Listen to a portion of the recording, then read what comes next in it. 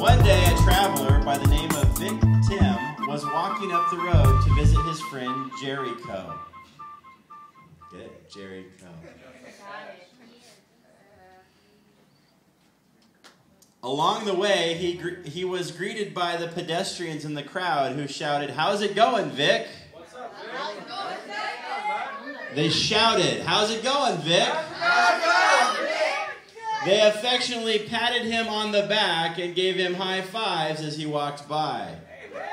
What's up, Vic?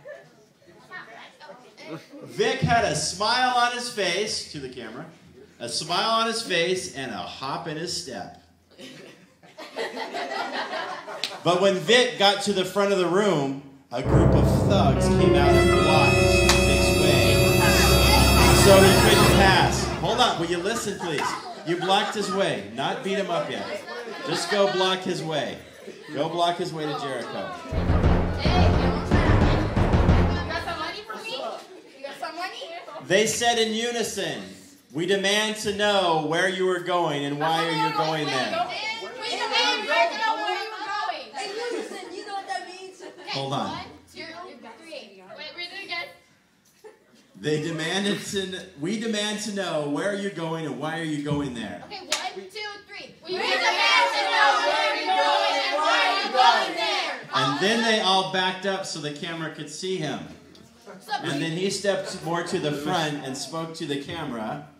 Vic held out his bag of money and said, "I'm off to Jericho's to give him the money I owe him." I'm off to Jericho to give him the money I owe him.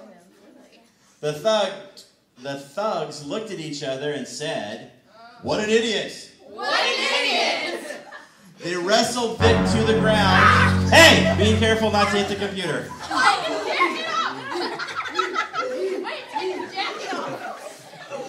Just before Vic lost consciousness, he said in a very soft voice, "Help."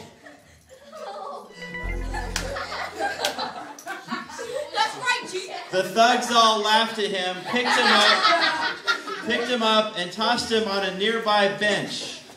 Careful.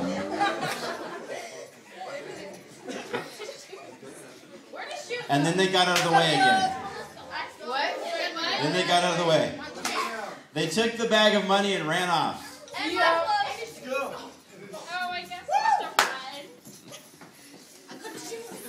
Okay, and then they sat down to quietly enjoy the rest of the show.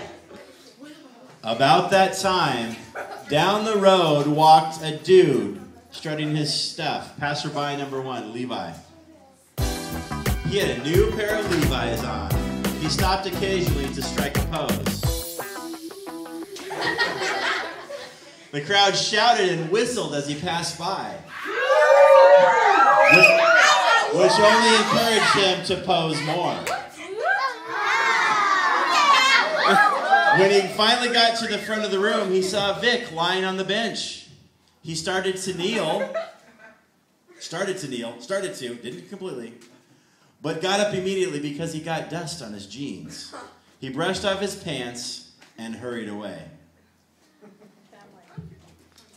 Soon, down the road came another walker. She stopped and danced to the beat of her Walkman. Oh, excuse me, iPod. This was written a long time ago. As she danced down the road, here and there, she pulled pedestrians up to dance with her. Boy,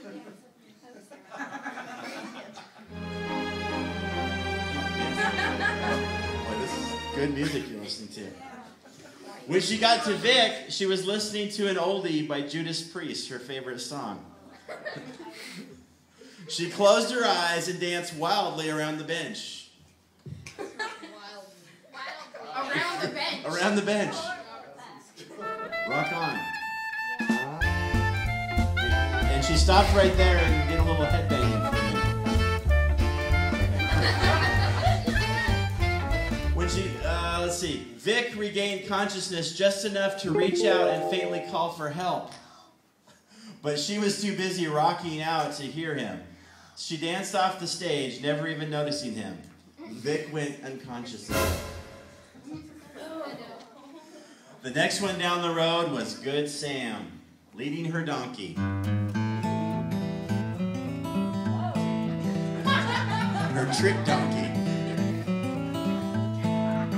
They were going to try out for the circus.